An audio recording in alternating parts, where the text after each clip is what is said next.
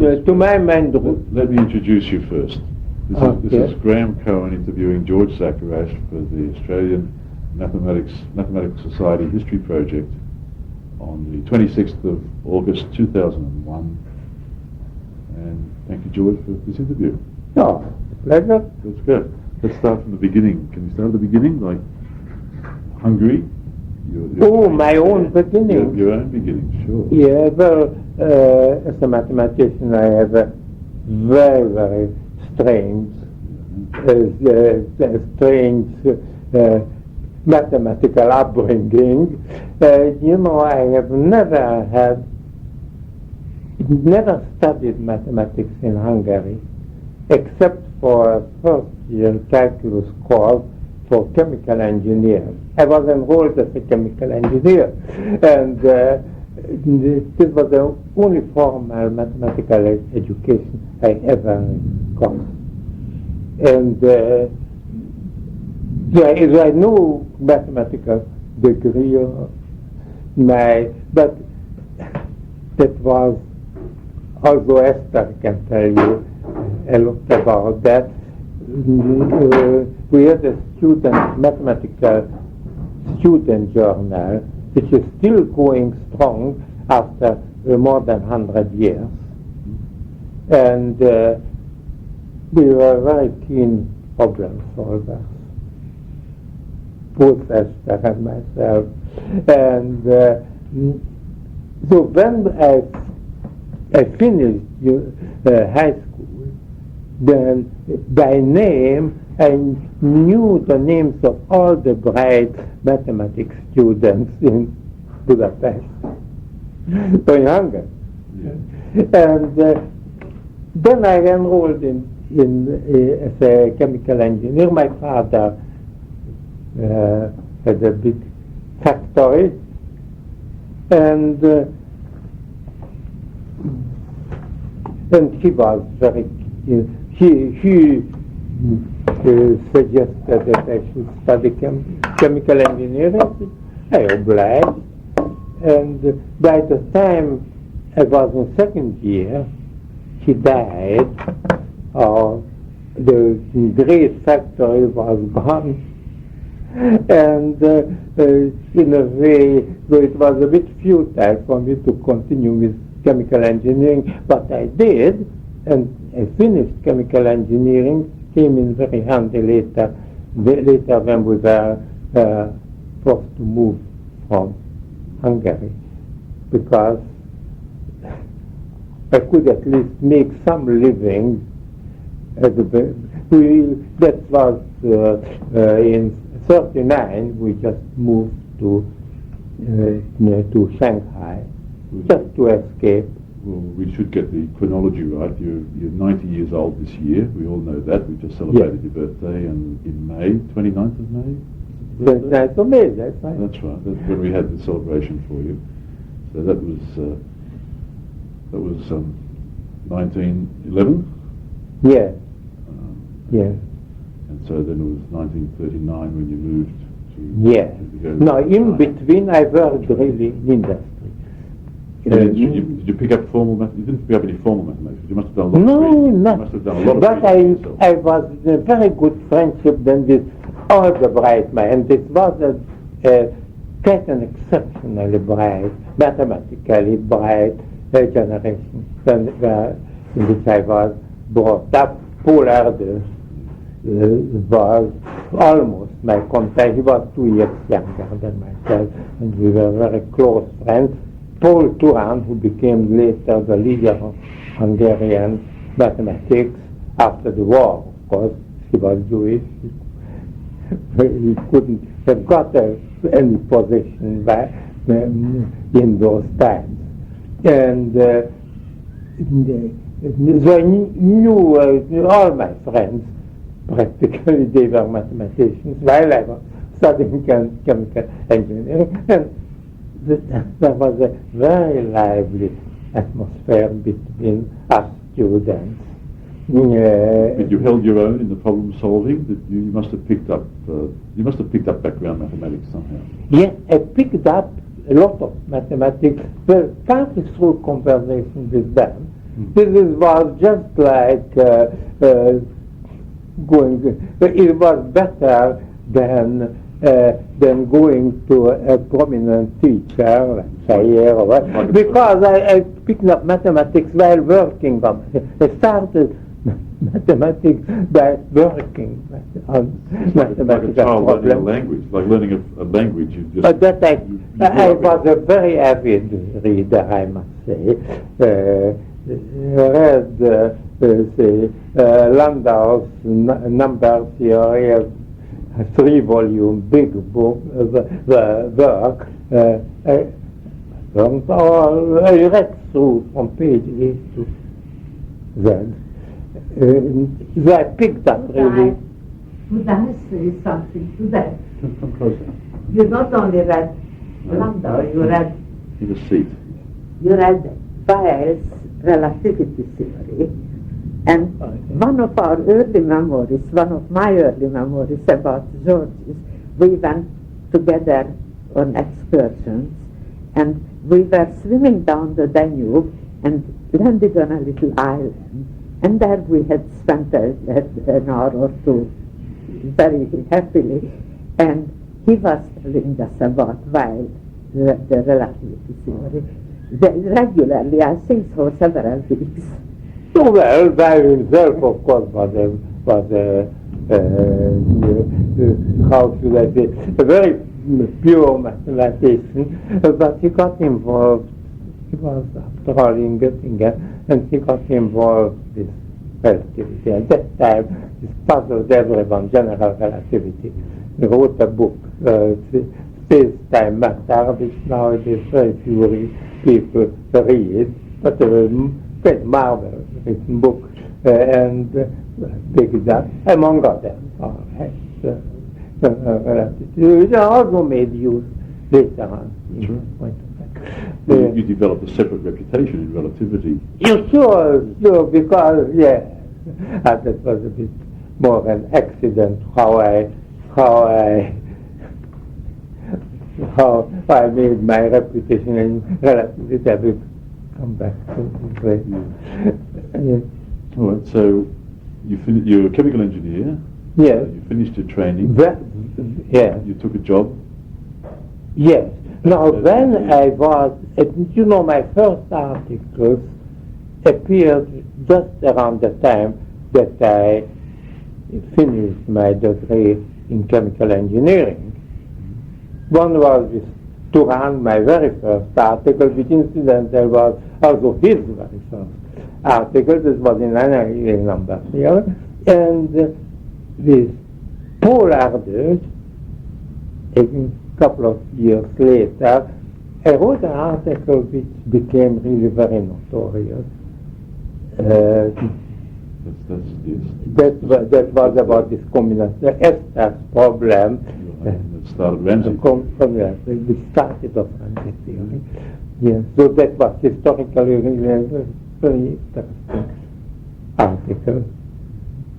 So in a way, I was publishing already mathematics at the time that I finished university and had my first employment. So in a way, in my free time, so to speak. And I studied mathematics while I was employed in a small Hungarian town by the name of Simontornya. I still continued my study in mathematics because I knew that I was much better made up for more suited for mathematics than chemical engineering. I did all right as a chemical engineer and was good to make a living. And the critical times were when after Hitler moved to Vienna, we found it very urgent that we should leave Hungary. When were you married? Well, we were married in 1937, but we were, how you will say, good friends from about, I would say, 32, when it was already obvious that sooner or later we will get married. But officially we only married in 37. Yes. That's the date which is noted down in all official documents that we were married.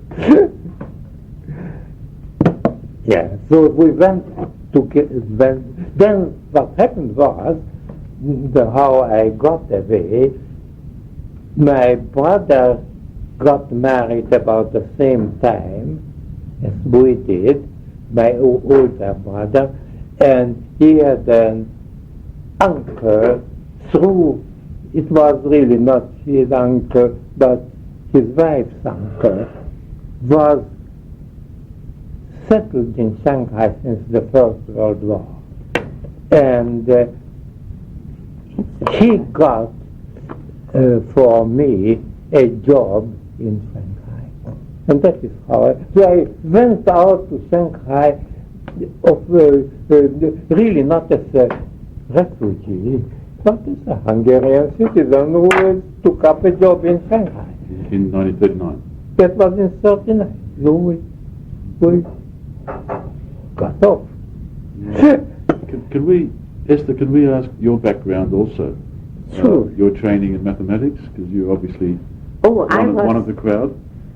I was for mathematics from the moment that I had the first mathematics lesson from my teacher. I think that I went into the so-called gymnasium only that's 8 years. And before the 8 years, I have finished what they call the Bürgerschule, if you know German. That is a general education, which doesn't lead to university, 4 years of it. And then I had to make an examination to be allowed to get into the gymnasium, because those children have started in year 1, and I arrived in year 5 to them. So I had to make a little examination to make up for the missing. The examination was mainly in Hebrew, by the way, because it was a Jewish school. Hebrew. And they learned a little more Hebrew than I learned there. But it was an excellent school. And so I joined that school in year 5, and Martha Sved was there. She was there from year 1, and from the first day we were friends. We had an excellent teacher, very devoted and very good. But he got you in contact with the student journal, I think. And he put us into, the moment the student journal came out, he came into the class and persuaded us to subscribe to the student journal. Yeah. That's the same one that you mentioned before. Yeah, the same. Journal. Yes. But that was, actually in Hungary, it started much earlier. Somebody else started it much about it, the late 90s. Yes.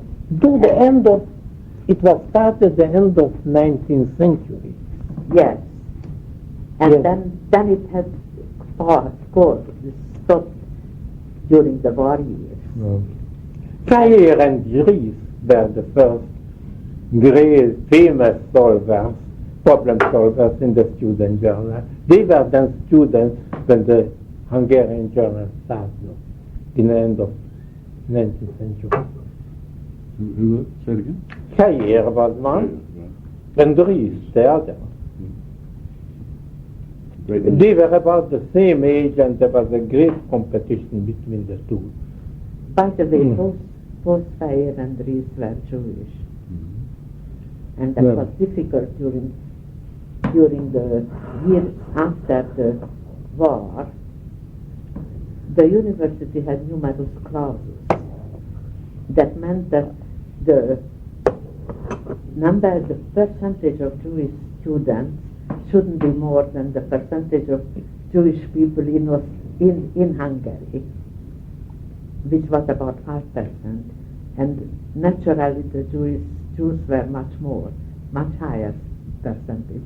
But so it was very difficult. When we got to the university, it was very difficult for a Jewish student to enter at all. I was helped by Feir, actually, because he was a professor, and my teacher approached him, who knew him very well, and approached him that, about 2 or 3 of us, that we should be allowed to come. Get to the Were there any of the students, the mathematicians that you knew at the time, not Jewish? Oh, yes, some. Any names that we Yes. know? Well, but he was never in our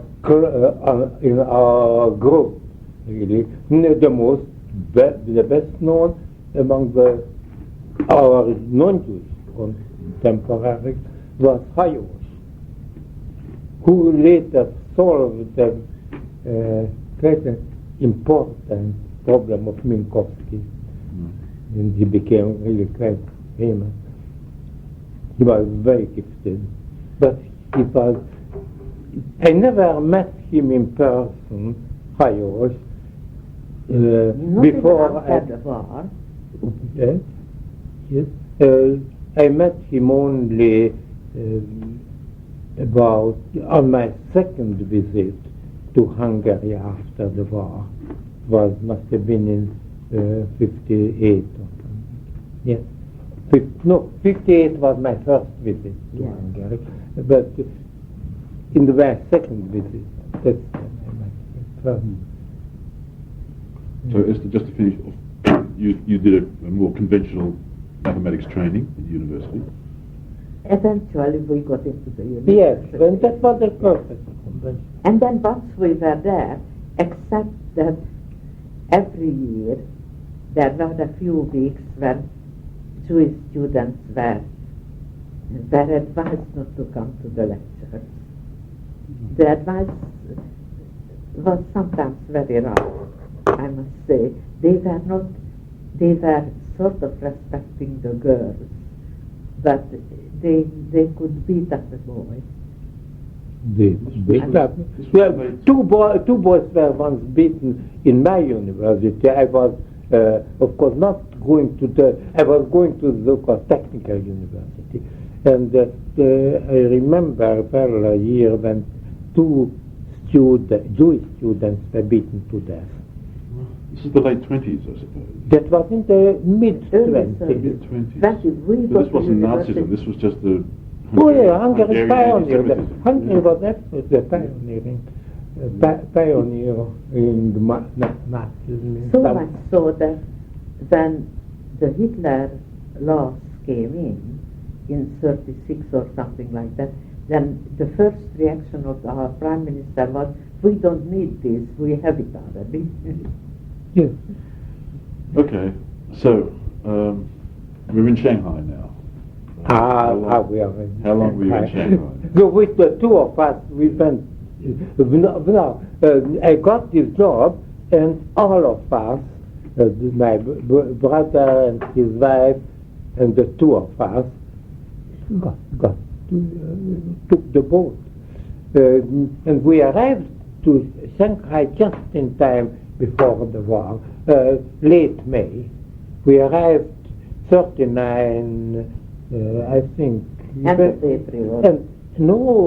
End of May. End of May, yes. Yes. We started end of May. Yes, we got on the boat end of April and arrived end of May. And so we were there for 9 years. You traveled the whole month. Yes. I'm trying to think what a boat trip looks like. It took about that. Yes, it was a typical refugee book. We were not really refugees in the technical sense. In fact, we were treated by the Japanese as ex-Spartans. Just a short while ago, somebody dug up the sort of the records of those times. He went to Shanghai because his father went through this Shanghai himself, and he became then professor on UTS, by the way. You know Yakubovich? Oh yes, Andrew. Andrew. Yes. Yes? Yes. And his parents were also Shanghai refugees. And he dug up the records of the Japanese had about all the refugees, and we were recorded as allied, friendly aliens. So we could move around in China. We were never put by the Japanese in any concentration camp like the British and the Americans were. We could move around freely. But we moved nevertheless to Hongqiu. This was the district where all the refugees were settled. It was almost like a ghetto, not surrounded by a wall like the Budapest ghetto, but they were not allowed to move out of this district unless they had a special permission from the Japanese authorities. A Jewish ghetto or just a... Jewish ghetto. Mainly, yes. Nearly all Jewish. Yeah. Oh yes, they were all Jewish, the refugees. And as we felt much more comfortable with them, so we moved on our own accord into the... Also much cheaper, yes. But what happened was, this was an American leather factory where I worked, where I got employment, and after about 2 years, they closed down. They knew that it's impossible for an American firm to work on, and they shut down the factory, and I became sort of, I was in the same position as all the other refugees. But I made some living out of chemical engineering, by the way. Where my uncle who brought us, who got the job, he himself opened a little tannery in Hongqiu,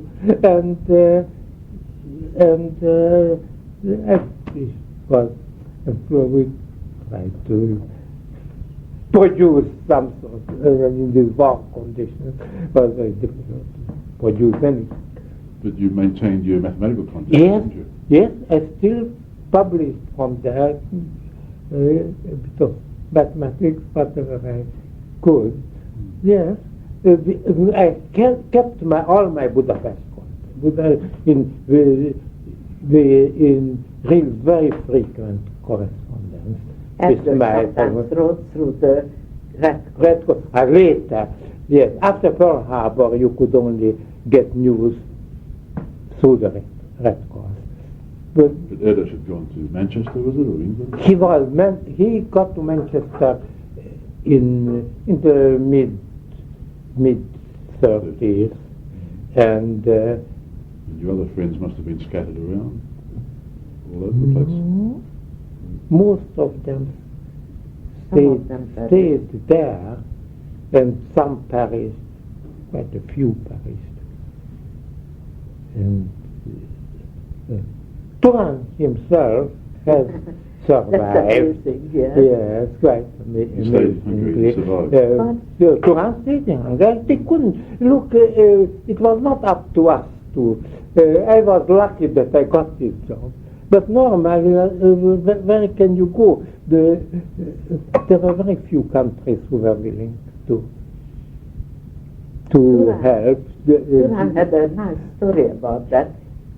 People, the Jewish young people, were enlisted in a forced labor camp.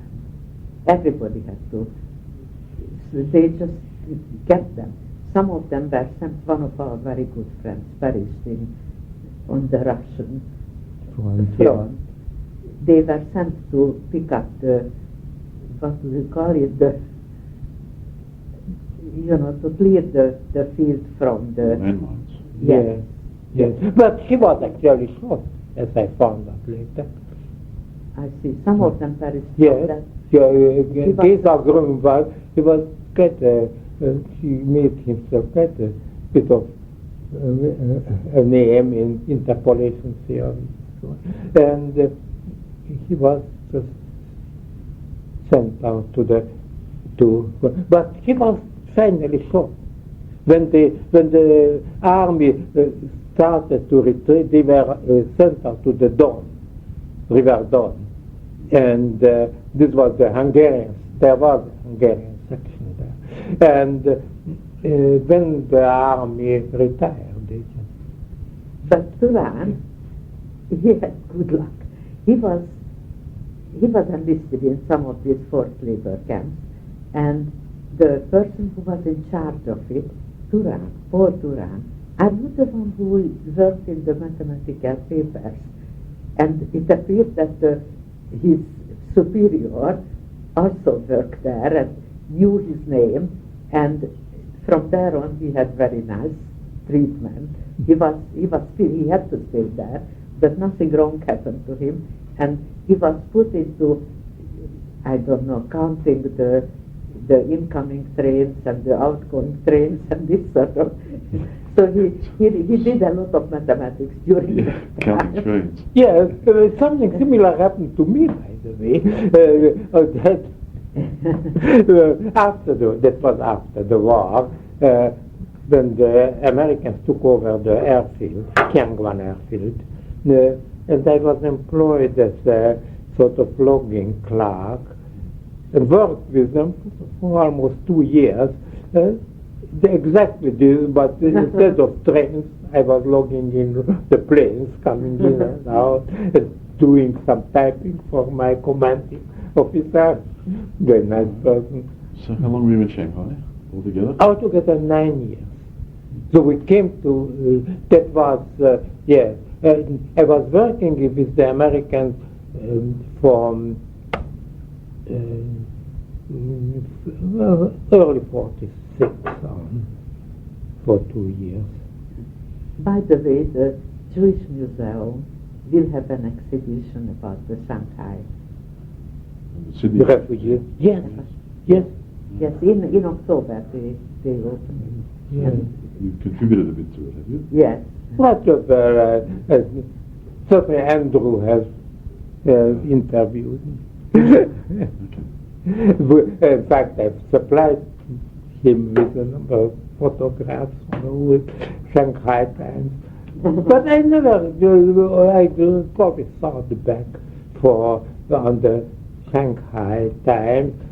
Perhaps as an interesting experience.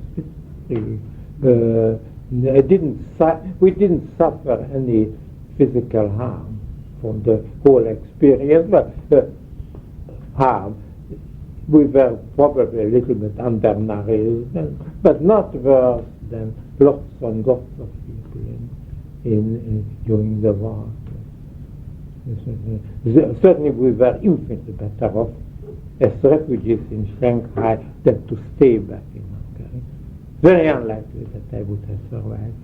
Because I worked in a small Hungarian town in my employment there, and people who did not live in Budapest, they had a very, very poor chance to survive.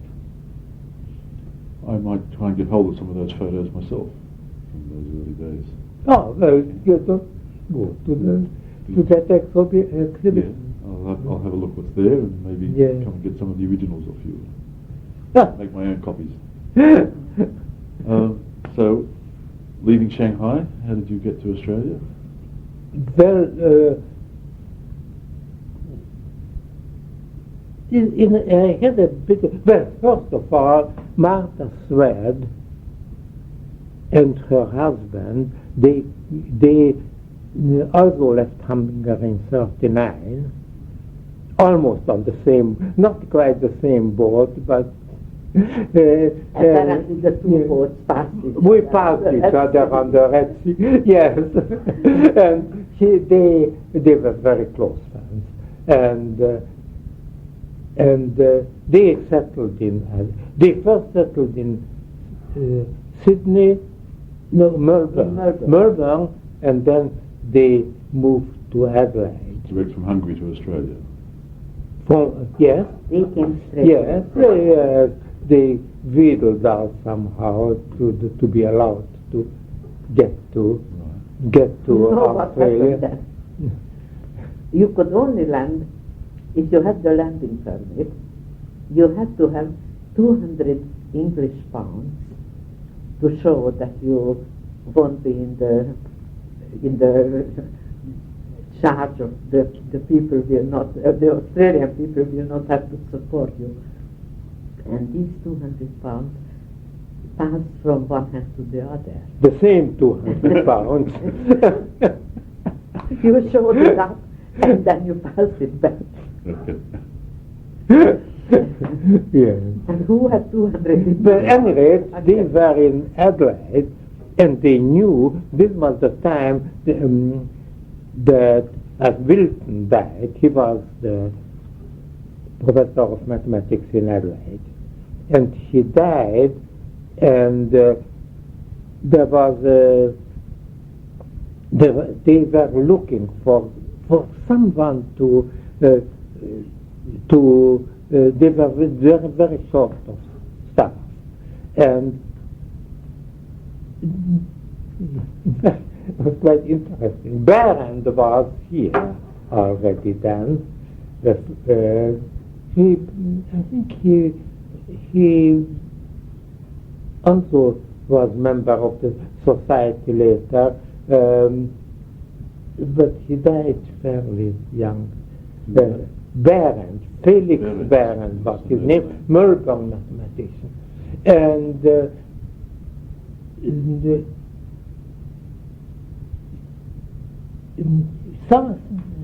somehow Martha Pan, Schwertfeger was in Adelaide, was in Melbourne. No, Schwertfeger was in Adelaide and got his offer to go to Melbourne.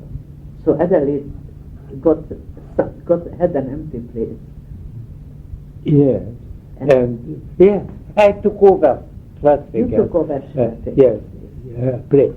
And you had some recommendation from a French mathematician. Oh yeah, that was Pavard. Apparently that was very, very yes, well, very nice. But the story I wanted to tell that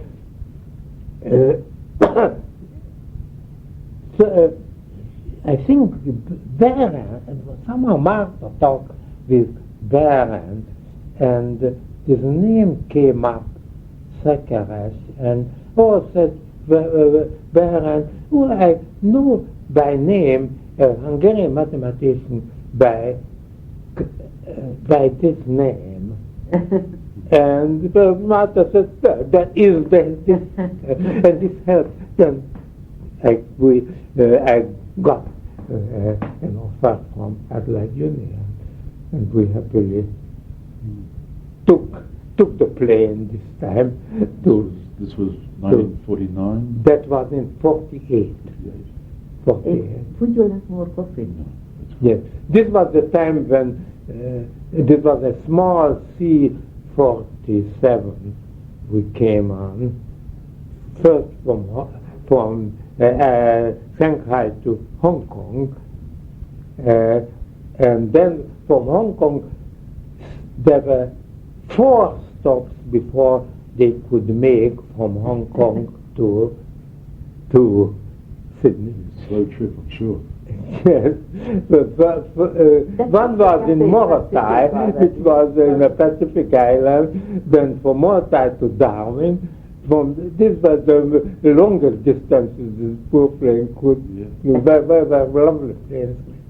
The C-47. And then we landed in Cloncurry, yes, and Charlton, these are Queensland. And we go out in the morning, and there were these strange-looking birds picking up something on the ground, and I say, oh, what strange pigeons they look like pigeons. and the driver who drove us to the hotel said, these are galas, with the greatest contempt in his voice.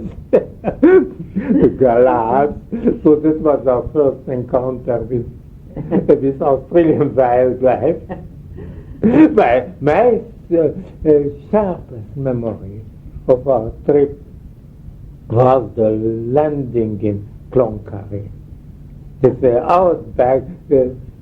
There was a flying doctor plane, for instance. We were indoctrinated, knew Australian existence. And I looked up the sky, to the sky. It was quite dark, no glimmer of light. And I have never seen such a beautiful sky, I must say. Of course, in the middle of there was no city light. That doesn't matter. The night, everything is black. But you must have thought, what kind of a country is this that you've arrived in? Not at all. You know, that was quite far from my own. This was my first impression, and it was a very. I thought I have never breathed such a beautiful air, and never saw such a sky in my life. That was especially after Shanghai, because the Shanghai air was anything but beautiful. Oh, that's not quite true. But during the war, there were everything. There were no lights on at night, and we spent these dark nights. But the street lights didn't disturb the view of the sky. We studied this constantly. We got a booklet out of the Shanghai Library, and There was the northern sky. The northern sky, yes. Oh, it was but very northern sky, but. Shanghai is about the same latitude north as Sydney is south. And the first time I saw the scorpion, for instance. There was more or less a direct flight. It took a long time, but a direct flight Shanghai to Adelaide. No, to Sydney. And from Sydney we took another plane too. Did you stay overnight? We took the train from Sydney to Melbourne. That's when we first met the Schwarzenegger. Oh, that's true. Yes, we took the train. Yes, you are right. Yes. In Melbourne. I don't know if there were planes between Sydney and Adelaide, but we certainly took the train. Yes. And then we met after Schwarzenegger. Jan Schwarzenegger himself was not at all Jewish, but he loathed the Nazis. He really escaped from. It's an honourable thing to do. There were many people like that, of course. Well, not so much. But he really couldn't stand that. Was he was Hungarian? No, he was German. All right, so now we're in Adelaide. He's of course not alive anymore. His widow is still alive in Melbourne, in Adelaide. So you're in Adelaide now? Yes. You settled in? Yes. That was very, well, when I say easy, we stayed with the Swedes for the first 2 years. Oh, in that time, The real condition to allow somebody to come to Australia was that somebody had to guarantee lodging, because there was quite a lot of trouble. The people didn't have houses, and the building industry didn't start yet. So the Swedes guaranteed that we can live with them. And we did live for about 2 years, but later, through the university, we got our first house in Australia. You went there as a senior lecturer. You started as a senior No, lecturer. I started as a junior lecturer. They took me because I had by that time quite a few publications. And in fact, at that time, most of the people, I think all the department itself was pretty small, and I don't think that any one of them, including the Professor Sanders, that they had published, or I don't think that they had any significant publication at all. Did the mathematical physicists, had they moved in by then? No. Mathematical physics department was established a couple of years later. That was E.P. Rowe, the vice chancellor. Through him, he established the first mathematical physics department, first and only mathematical physics department in Australia. And he invited then Birdgreen as the head. It was a very bold move, you know. He was 30 years old, and it was unheard of that somebody talked about Rose kindergarten. Yes. Rem Potts was his kindergarten member. But Adelaide, the very first professor of mathematics, was it in Adelaide, was a mathematical physicist, the Bragg. Oh, sure. Yes. No, I don't think he was the first mathematics professor. No, I think Horace Lamb. Horace Lamb. Horace Lamb was the first. Okay, Lamb was the first. So Adelaide had a very respectable history. Yeah. You know, they've got Paul Davis there. I don't know if he's a mathematical physicist these days, a philosopher, whatever. And Paul Davis is not actually working in the uni. I think he went there with that. Oh yes, he has been, but he's not with the uni anymore. No. I remember reading a funny story about you that the university felt that if you were on the staff there that you should have a PhD, so that you should enroll for a PhD. Yeah. And then they found out that you weren't even qualified to enroll for a PhD. Sure. Sure. Yes. This funny story is true, of course. Yes. And the same thing happened to George Szekeres. Yes. They both got doctorates at the end of their careers. Yes. I got an honorary doctorate, New South Wales. That happened after at least 16 or 17 PhD students worked on them. All right. So, who was the head of the department at Adelaide at the time when you were there? Sanders. Yes. His son, John Sanders, was working in New South Wales, with New South Wales for a while. Yeah. Adelaide has been pretty well known for number theory, of course. Not a son. Wait a minute, John Sanders was, yes, that was his son. Yes. Number theory kind of in Australia was maybe started in Adelaide, really. That Sved and yourself. Could be, yes. And Yes. But at that time, Martha Sved did not work yet. She worked later. What was George Sved? What was his field? Oh, his engineering. He was in civil engineering. Yes. Well, he was an excellent mathematician. He was the winner of the high school mathematical competition that was a competition for students who just finished high school, first year university. And that's still going on, just different name. The Kirchhoff competition, a very tough mathematical competition, and he won that. So he was always pretty good. He won, Martha got third, and that's how she got into the university. I got nowhere because I was in the chemical engineering. were I never knew the date when the competition has to be ended. No, you and I were sent to the physics.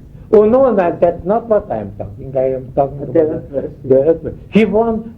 George won both the Earthworks competition. Yes. At that time it was called Earthworks competition, but is now called Kirchhoff competition after Kirchhoff was significant. And but he won also the normal high school competition. That is for the students who are still in high school. So tell me some other names from the times. You mentioned Ren Potts, who you know well. Oh, in Adelaide.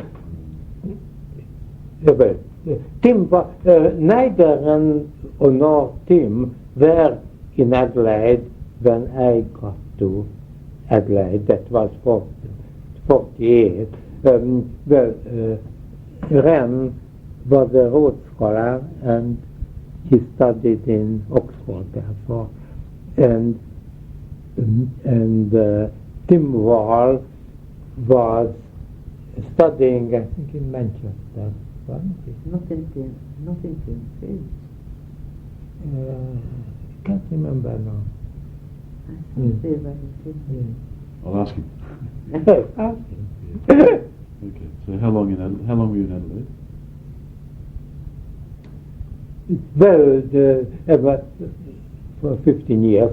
No, my first two students, higher degree students, were Jim Michael and Noel Baker.